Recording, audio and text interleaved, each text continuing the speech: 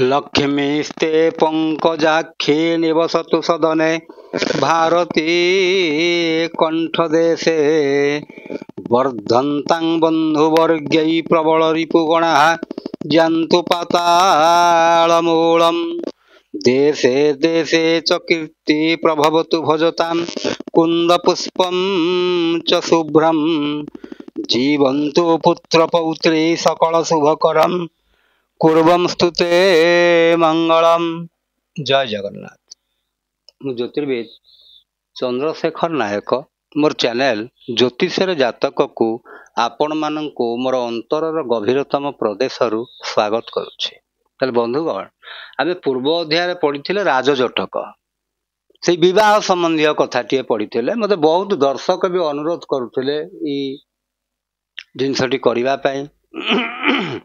आज से ही क्रम आमे जीवा पार्ट 399 आउ शीर्षकटीर ना हूँ विवाह मध्यस्थी किए। आपण मैंने जानी बंधुगण जे जिते बड़े गोटे पुओटीए आ गोटे झीटीर बाहागर होता है सी तो संपूर्ण भाव अजणा था। अवश्य आजिकल जनाशुना भी अच्छा किंतु मुख्यतः अजणा था। ताहले ता भितरे गोटे लोक थाए जे कि बर पार्टी कन्या पार्टी दी जन को जोगाजोग कराए ताकू कहा जाए मध्यस्थी बा सूत्रधर बोली ताकू कहा जाए। ताल से मध्यस्थीर काम कौन ना से कन्या पक्षों विषय बर पक्षों आगे कहब आ बर पक्षों कथा कन्या पक्षों को कहब दी जनक भितर सी है सूत्रधर।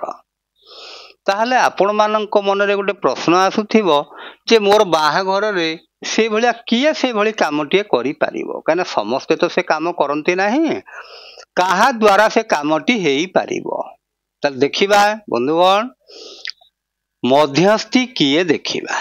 आपण सब बेले गोटिए जिनिस मन रखिथिबे गोटिए हला लग्न आउ गोटे हूँ सप्तम स्थान।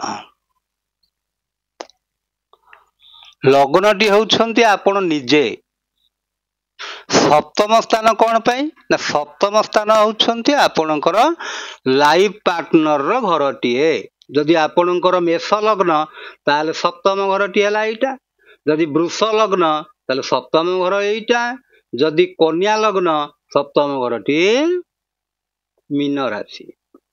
आपण माने एटा जानी छंती भल भाबरे। अच्छा सप्तम स्थान रो गोटे मालिक अछंती कि नाही ताले से मालिकटी किए मेष लग्न पाई सप्तम मालिक होउछंती शुक्र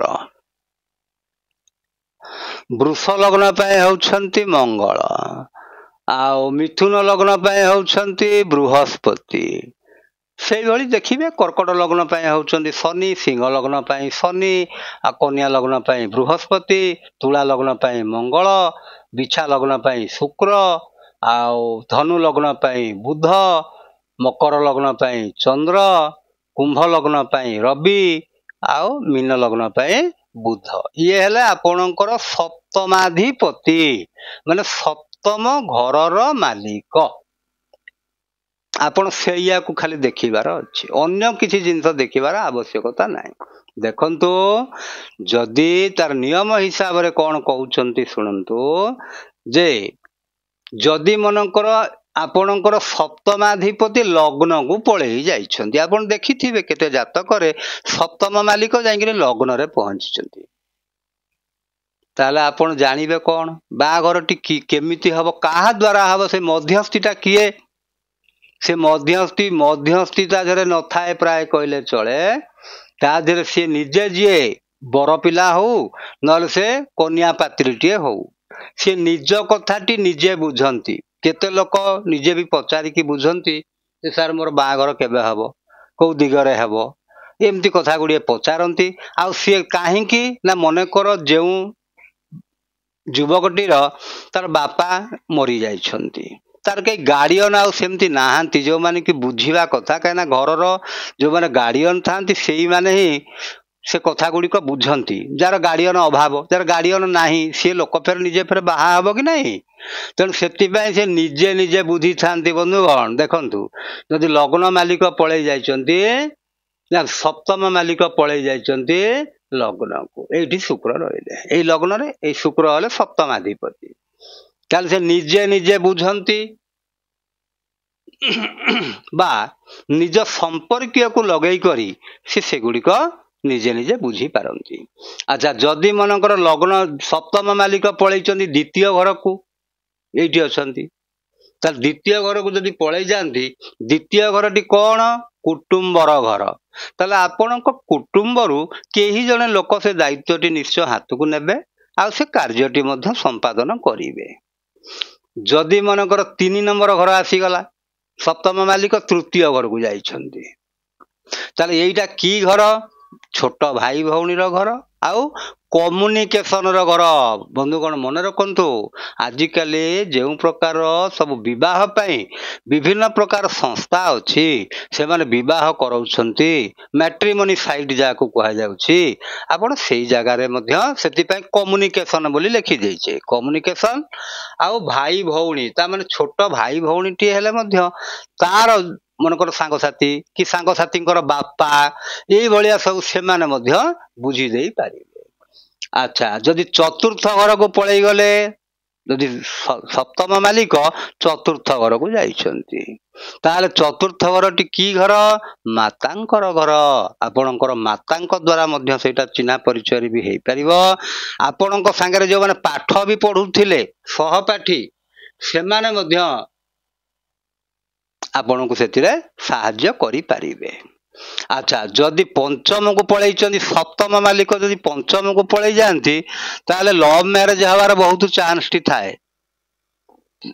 तेणु निज पसंद रे सी बाहा हेई थांती आउ निज पसंद रा अर्थ क्यों कौन सी जगार मनकर सी भेटी छंती तांकर लाइफ पार्टनर को जेमती कौन सी जगार मेला होची किछि फंक्शन होची किछि एई भलिया किछि एंटरटेनमेंट कार्यक्रम चलीछि सेई भलिया जगार मध्य आपणकर मन पसंदर झीटीए हो बा पुओटीए हो आप निश्चित भाव में पाई पारिबे ताले गोटे प्रकार लव मैरिज हो गला। तापर जदि सप्तम मालिक षष्ठ को आसीचंती ताले सेटा हला मामू घर मामू को द्वारा हेई पारिबो कि नहले आपणकर कोनोसी लोक आगुरु आपणक संगे शत्रुता आचरण करूथिला एबे किंतु भलो हलानी से भलिया लोक मध्य ताकू ठीक करि पारिबो। अच्छा जदि मनकर सप्तम मालिक सप्तम रे रही गले ताले एटा लव मैरिज हवार बहुत चांस अछि आ मुख्यतः आपणकर बापांकर सान भाईंकर जो रिलेटिव अछंती से माने मध्य साहाय्य करि पारंती आउ कोनोसी बिजनेस ट्रिप रे मनकर आपण जाइछंती सेठी आपणकर लाइफ पार्टनर को मध्य आपण देखि परिबे कोनोसी मंदिर दर्शन करिवा को जाइछंती कोनोसी धार्मिक अनुष्ठान को जाइछंती सेठी मध्य आपण तांकर संधानटिए पाई पारिबे। अच्छा जदि अष्टम घर को पळैछंती ताले कौन करिवे कोनोसी अजणा लोक द्वारा मध्यस्थी आपण तांको चिन्हि नांती से बहुत अजणा लोक किंतु से मध्य आपण को पई से कामटी करि देई पारिबे। अच्छा तापरे होचे नवम घर को जदि जाइचंती सप्तम मालिक ताले विवाह पर भाग्य उदय आउ सेतरे मुख्य होची जे पुओ की झियो बाहा हबो ता बापा ता पई सब किछि बुझी करि पारिबे ताले ता से जदि नवम घरे जाइकरी सप्तम मालिक खाती आउ कौन ना कौन सी देवस्थान कहीं धर्मर घर भी कौन सी देवस्थान रे मध्य आपणकर लाइफ पार्टनर को आपण प्रथम थर पई भेटी पारिबे देखि पारिबे। अच्छा जदि दशम घर को पळेई जाइछंती दशम घर को जदि पळेई जाइछंती ताले कौन हबो आपण जेउठारे कामटी करूछंती आपण चाकरी टे करथांतु व्यवसाय टे करथांतु जे आपणकर जदि आपण चाकरी करछंती आपण कलीग माने अछंती आ जदि आपण मनकर व्यवसाय करूछंती आपणकर व्यवसाय बंधु माने भी अछंती जो माने आपणक पाखे व्यवसाय करूछंती सेमानक माध्यम रे मध्य से विवाह कार्यटी हेई पारिबो।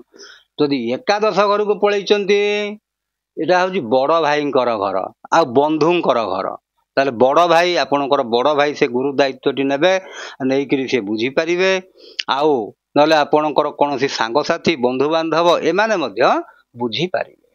ଯଦି ଦ୍ୱାଦଶ ଘରକୁ ଯାଇଛନ୍ତି, ଏଇଟା ହେଲା ବନ୍ଧୁଗଣ ବିଦେଶର ଘର, ତେଣୁ ଆପଣଙ୍କର ବାହାଘରଟି ନିଶ୍ଚିତ ଭାବରେ ବହୁତ ଦୂରରେ ହେବ, ଆଉ ଦରକାର ପଡ଼ିଲେ ଆଉଟ୍ ଅଫ୍ କଣ୍ଟ୍ରି ବି ହେଇପାରେ, ଆଉ ସେଠି ମଧ୍ୟ ସେ ମଧ୍ୟସ୍ଥି ବି ଜୁଟି ପାରନ୍ତି। ତା ଅର୍ଥ ହେଉଛି ଆପଣ କୌଣସି ଝିଅକୁ ମନେକର ବିବାହ କରିବା ପାଇଁ ଚାହୁଁଛନ୍ତି, ସେଠି ଆପଣଙ୍କର କିଏ ସାଙ୍ଗସାଥି କି ଭଲ ମନ୍ଦ ସେଠି ଯିଏ ରହୁଛନ୍ତି ଆପଣଙ୍କ ଚିହ୍ନା ପରିଚୟ ଲୋକ, ସେମାନେ ମଧ୍ୟ ସେ କାମଟି କରିଦେଇ ପାରିବେ। ଆଉ କଣ କରିପାରିବେ? ମୁଖ୍ୟତଃ ବିଦେଶରେ, ବିଦେଶର ଅର୍ଥ ବନ୍ଧୁଗଣ ଖାଲି ଯେ ଆମ ଦେଶ ବାହାରକୁ ପଳେଇଗଲେ ବିଦେଶ ସେ କଥା ନୁହଁ, ଆମେ ଘରଠାରୁ ଦୂରକୁ ଯିବାଟା, ତାକୁ କହନ୍ତି ବିଦେଶ। ତାହେଲେ ଏଇ ପ୍ରକାର ସୂତ୍ର ହିସାବରେ ଯଦି ଆମେ ଦେଖିବା, ତାହେଲେ ଆପଣଙ୍କର ବିବାହଟି କିଭଳି ଭାବରେ ହେଇପାରିବ, ଆଉ ତାର ସୂତ୍ରଧର କିଏ, ଆଉ କେଉଁ ହିସାବରେ ଆପଣ ଆପଣଙ୍କର ଲାଇଫ ପାର୍ଟନରକୁ ସେ ଦେଖିପାରିବେ ବା ଭେଟି ପାରିବେ, ତାହେଲେ ଏଇ ମାଧ୍ୟମରେ ଯଦି ଆପଣ ଜାଣିପାରିବେ, ତାହେଲେ ଆପଣଙ୍କ ପାଇଁ ନିଶ୍ଚିତ ଭାବରେ ଭଲ ରହିବ। ବନ୍ଧୁଗଣ, ଛୋଟିଆ ଏପିସୋଡଟିଏ ମୁଁ ଭାବୁଛି ଆପଣମାନେ ନିଶ୍ଚିତ ଭାବରେ ବୁଝି ସାରିବେଣି। ଯଦି ବୁଝିଥିବେ ତାହେଲେ ନିଶ୍ଚିତ ଭାବରେ ମୋତେ ଭଲ ଲାଗିବ। ହଉ, ଏତିକିରେ ରହିଲି ବନ୍ଧୁଗଣ। ଜୟ ଜଗନ୍ନାଥ।